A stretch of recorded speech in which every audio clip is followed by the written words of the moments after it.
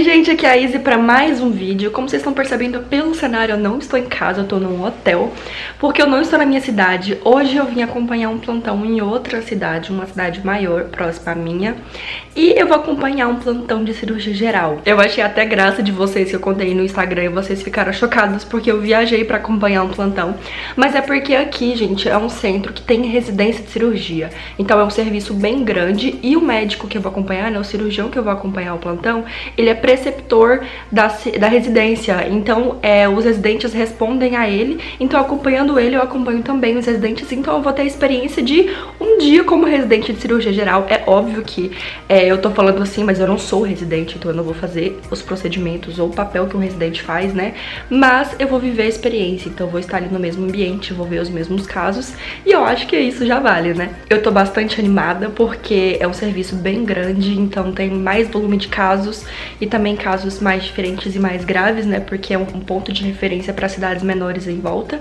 então eu acho que vai ter bastante coisa legal. E caso você tenha caído de paraquedas nesse vídeo, meu nome é Denise, eu tenho 21 anos, estou no 8º período de medicina, e aqui no canal eu mostro bastante dos meus estágios por fora, né, coisas que eu acompanho fora da faculdade, pra aumentar, né, a minha experiência na medicina. Então se você não é inscrito ainda, se inscreve, dê o joinha neste vídeo. Toda vez que eu faço um vídeo assim, ainda mais falando que eu fui pra outra cidade, né, acompanhar um plantão, vocês me perguntam como eu consigo isso, qual a documentação necessária, e aí eu fiz um e-book sobre tudo isso relacionado ao estágio, né, como conseguir as maneiras de documentação, como validar como horas extracurriculares, então tá tudo nesse e-book e vou deixar o link dele aqui embaixo. Ele marcou pra chegar lá às 8h30, agora são quase 8h10, eu vou pedir meu Uber pra ir. Então eu tô levando o meu jaleco e essa minha bolsinha. Aqui tem a máscara, meu esteto, ele tem uma touca, tem creme de mão, pacote de chiclete, não devia estar aqui, canetas, remédio pra dor de cabeça, minha carteira e tem um potinho de álcool gel aqui também.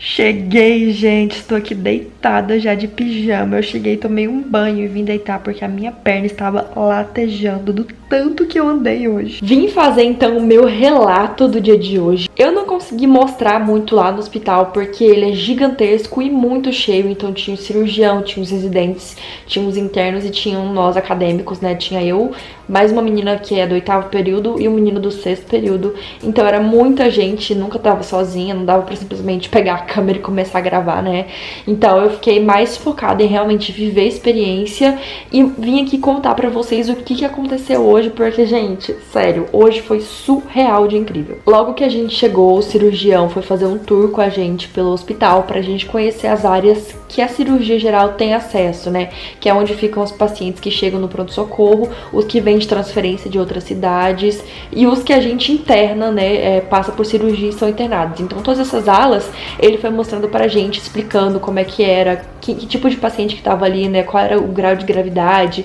e também mostrando pra gente mais ou menos como era o fluxo dos pacientes ali. E isso foi muito legal porque não é todo professor ou preceptor que tem isso de explicar sobre o funcionamento do local, então a gente costuma ficar um pouco perdido quando vai a primeira vez, mas como ele fez esse tour e explicou pra gente, ficou muito mais tranquilo de entender. E logo depois chegou o nosso primeiro caso, que foi um paciente vítima de ferimento por arma branca.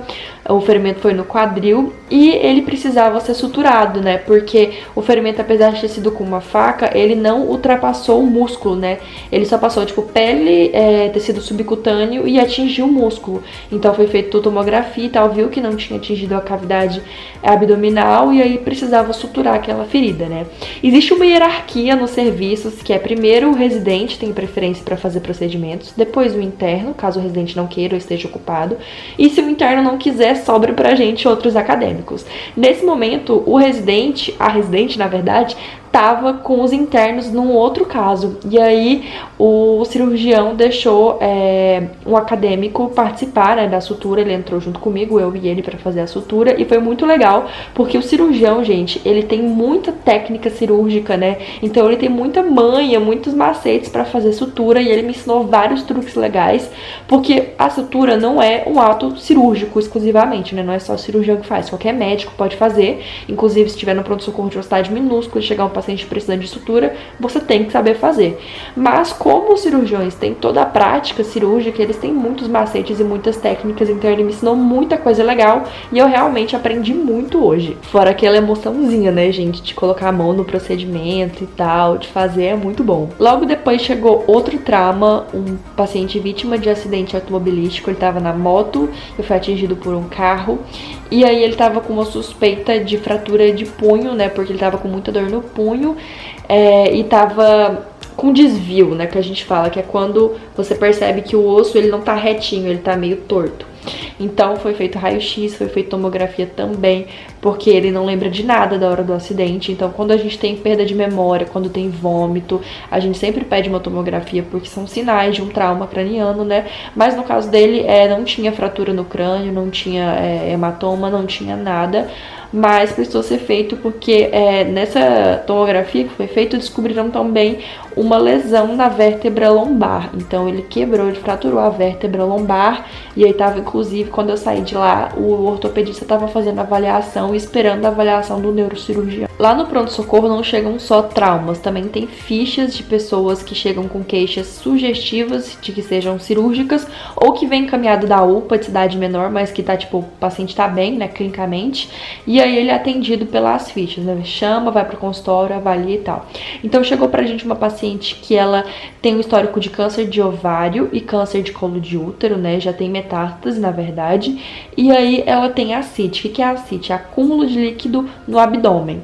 E aí esse abdômen fica tão estendido com tanto líquido que começa a prejudicar a respiração. Aquela pressão que o líquido faz não deixa o paciente respirar direito. Então, quando chega nesse nível de ter dificuldade respiratória, precisa drenar. E o nome desse procedimento que faz para drenar chama-se paracentese. Você faz uma perfuração com a agulha, coloca o equipo do soro, né, tipo uma mangueirinha, para tirar esse líquido de dentro da barriga. É um procedimento ambulatorial mesmo. Só que essa paciente já tinha sido tentado fazer a paracentese nela e não conseguiram. E aí o cirurgião falou, não, mas não conseguiram porque além dela ter uma ascite... Meu nome é Siri. Em que posso ajudar? Mas aí o cirurgião explicou que não conseguiram porque, além dela ter uma ascite volumosa, né, muito líquido, ela era obesa, então a camada de gordura era mais espessa. Então o que ele falou? Vou pedir um ultrassom, porque o ultrassom vai medir pra mim qual é a espessura dessa camada de gordura e aí eu vou saber qual o tamanho da agulha que eu vou precisar. E foi justamente isso que ele fez e deu certo.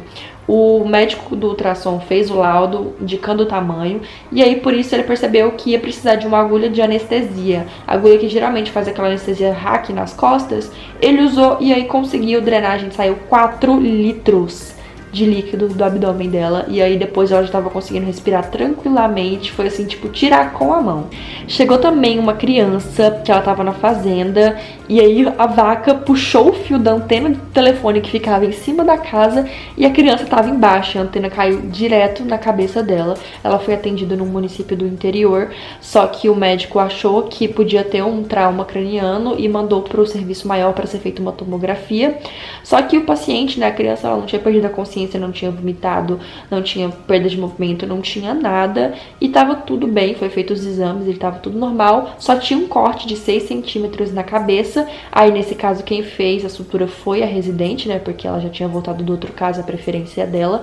E eu inclusive preciso falar que quando eu vejo, gente, mulheres na cirurgia, eu fico me sentindo representada, eu já fico me imaginando na residência, então eu fiquei tipo assim, super orgulhosa, porque a mulher era...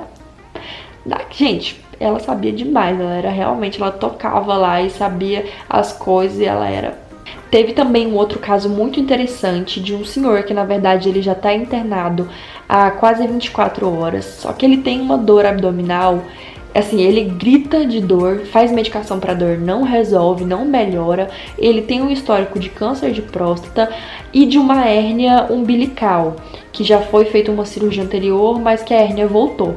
E aí tava todo mundo pensando na hipótese de a hérnia ter encarcerado. A hérnia é um pedaço da alça intestinal que passa por uma fragilidade, né, na musculatura e aí ela fica presa ali. E quando encarcera, É porque começa a apertar tanto que os vasos sanguíneos ficam espremidos e não consegue chegar oxigênio, então a alça começa a morrer. Então, nesse caso, é uma cirurgia de urgência, né, quando tá encarcerado. Só que, quando tentava fazer as manobras, a hérnia voltava para dentro da barriga normalmente, então ela não estava encarcerada. E os médicos lá tentando entender, né, o que estava acontecendo, por que essa dor desse paciente era tão grande. E aí foi levantada a hipótese de um abdômen agudo vascular. Quando tem trombose arterial ou trombose de veia, né, tem um coágulo dentro da veia ou da artéria, tem esse quadro bem de livro mesmo, que a queixa do paciente, né, o tanto que ele reclama da dor não condiz com o exame físico. Um exame físico normal, tipo o abdômen flácido, a hérnia redutível, mas o paciente gritando de dor. Então, foi feita uma tomografia. Na tomografia não deu para caracterizar exatamente bem, não dava para ver líquido, alguma coisa que indicasse um abdômen agudo vascular realmente, mas os médicos, né, os cirurgiões, eles estavam realmente batendo nessa tecla e foi pedido um parecer da radiologia, né, porque os médicos cirurgiões, eles podem ir lá ver a tomografia, faz a análise deles, mas quando fica com dúvida, pede pro radiologista, que é um médico especialista em imagem, para dar o laudo dele, porque ele consegue perceber mais esses detalhes. E até o horário que eu saí, o radiologista ainda não tinha respondido o parecer com o laudo.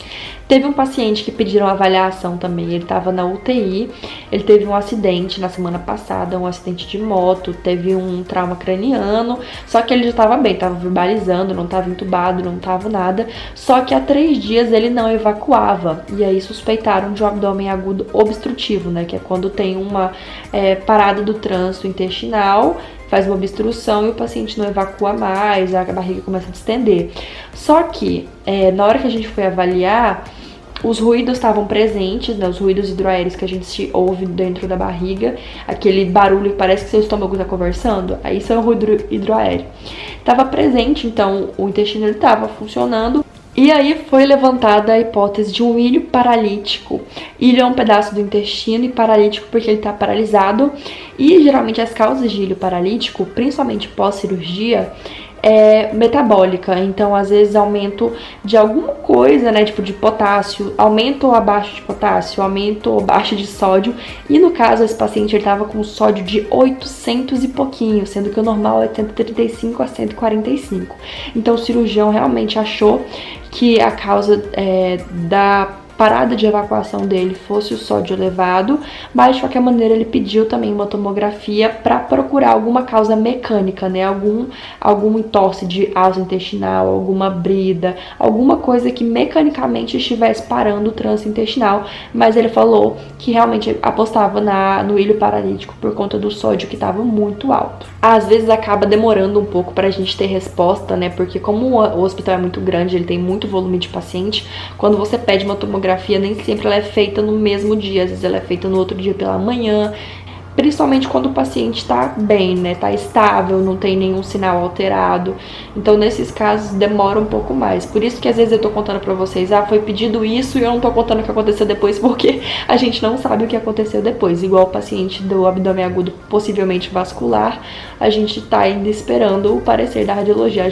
Eu queria estar lá, né, sabendo, porque é uma cirurgia muito legal de assistir, se realmente for um acidente, um abdômen agudo vascular. Tiveram alguns outros casos menores, tipo tontura e vômito após trauma, né, um TCE leve, ou então uma dor abdominal, mas que não era algo cirúrgico no momento, era, por exemplo, uma pedra na vesícula, mas que não tinha sinais de infecção da vesícula, então não tem motivo para você fazer uma cirurgia na emergência, né?